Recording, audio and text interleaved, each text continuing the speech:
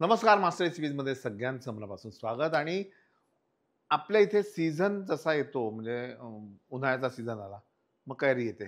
मग कैरीचे पदार्थ याच्यात मजा असते की नाही. अमेरिकेत तसं होत नाही. अमेरिकेत सगळ्या गोष्टी सगळ्या 12 महिने अवेलेबल असतात. त्याच्यामुळे ती वाट पाहणं वगैरे जो प्रकार असतो ना, तो तिथे नसतो. पण इथे जो प्रकार असतो तो इथेच असतो आणि अव्वल असतो. आपण करूयात कैरी कांद्याचं तिखट. आणि कांदा जो आहे तो असा लांब चिरून घ्यायचा आपल्याला.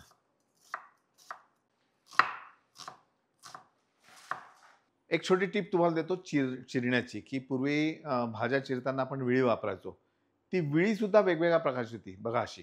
त्याच्यानंतर ही एक दुसऱ्या पद्धतीची विळी, की ही अशी टाकून त्याचा वापर करू शकतो.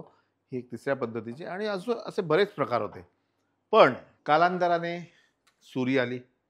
मग सुरी आल्यानंतर भाजी चिरताना काय काळजी घ्यायची सांगतो. एक तर हे असे बोटं ठेवू नका, असे बोटं ठेवा. म्हणजे सुरी अशी अशी चालवताना लागलीच तर या नखांना लागेल आणि तुम्हाला इजा होणार नाही. आणि मग जेवढे जाड हवे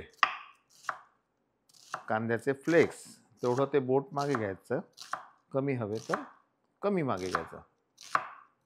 अशा पद्धतीने कैरी सुद्धा आपल्याला चिरून घ्यायची आहे छोट्या छोट्या तुकड्यांमध्ये.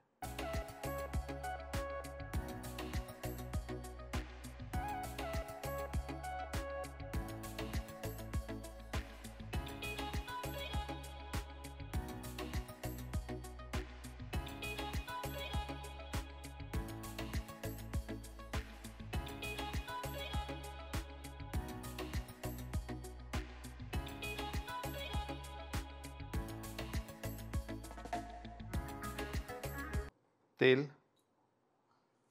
मेथी दाणा आपल्याला वापरायचा आहे आणि थोडीशी मोहरी. हे छान फुटल्यावर यामध्ये कांदे असे लांब लांब छान चिरून घेतले आपण.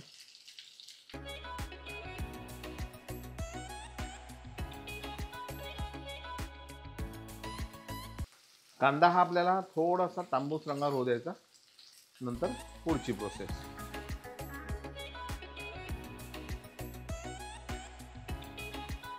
साधारण असा कांदा परतल्यानंतर त्यामध्ये थोडंसं मीठ आपण घालूया. तिखट, आता तिखटच आहे त्याच्यामुळे हे तिखट थोडं जास्त. अगदी एक छोटा चमचा हळद.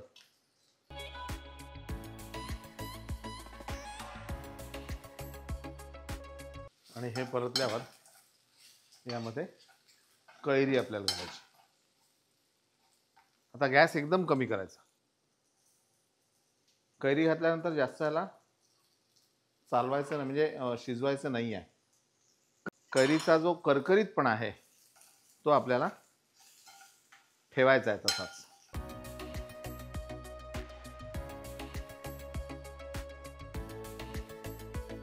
यामध्ये थोडासा गूळ मी घालतोय.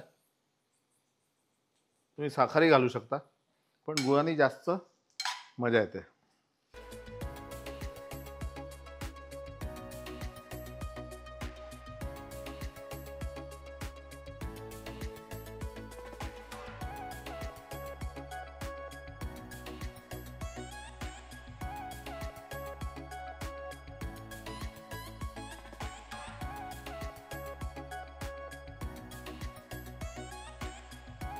आता हे तिखट प्रकरण टिकतं किती दिवस?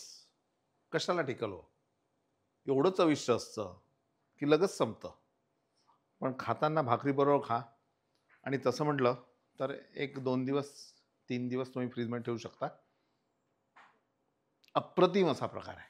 तोंडाला पाणी सुटतं. माझ्या तुटलं आहे. तुम्ही करा, लाईक करा, सबस्क्राईब करा, शेअर करा मास्टर रेसिपीज. आणि हो, तिखट लागलं तर बघा माझी आठवण येते का.